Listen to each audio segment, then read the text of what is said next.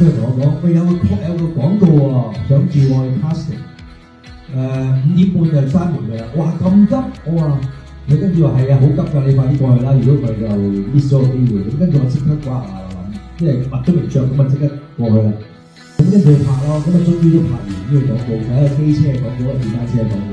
佢哋話翻我聽，喂，你知唔知啊？你啲廣告嗰啲 poster 啊，喺台灣嗰啲女仔撕晒落嚟啊！我話係咩事啊？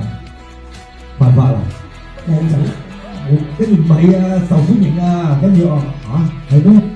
係啊！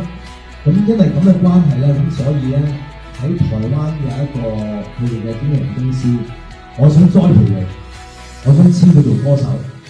咁跟住之後就咁樣咧，就簽咗俾台灣呢一間公司，就出我第一張唱片《對你愛不完》。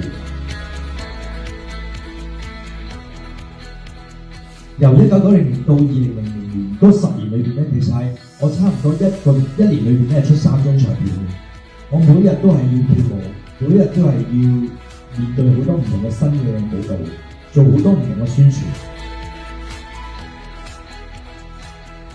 有啲疲倦，呢種疲倦係你每日都做呢樣嘢嘅時候，你會覺得係開始會係變成一個習慣咯，你會覺得冇刺激，唔夠刺激嘅。我記得當時就係張叔平先生就係做美術指導嘅，咁然之後張叔平就係講就點樣將我剪爛晒啲頭髮啦，跟住唔俾你化妝啊，件衫要好不修邊幅嗰種啊咁嘅，咁跟住我就去跟住攞住呢個造型跟住就，咁當我去到呢個現場去拍嘅時間裏邊，其實我已經準備咗啦，咁但係反而我發覺我揾到一個好鬆弛、好自在、冇包袱嘅一個狀態，同埋係好成個人係完全係可以好無拘無束咁樣可以進入咗呢個角色。咁跟住我就完全係明白咗，原來做一個演員係需要有咁樣嘅一個準備嘅狀態。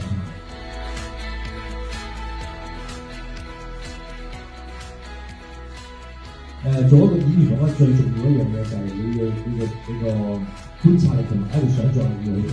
呢兩樣嘢係唔可以缺少嘅。觀察力就係因為你要睇到好多身邊人，同埋是要記住，你要留意佢哋一舉一動，佢嘅談吐。你就要自己去揾當時可能一出世，佢可能有幾多兄弟姊妹，佢爸爸媽媽係點樣對佢。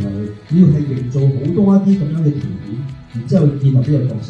咁呢個角色出嚟就會好豐富。咁所以由2006年開始，對自己喺演戲嘅過程裏邊就係首先我攞咗個劇本之後，我會將佢背到好熟好熟，將個台詞已經背到好熟嘅時候，基本上你入到去現場裏邊咧，其實你係唔會再諗台詞呢樣嘢，而係諗緊嗰個處境裏邊我要用咩狀態去演出。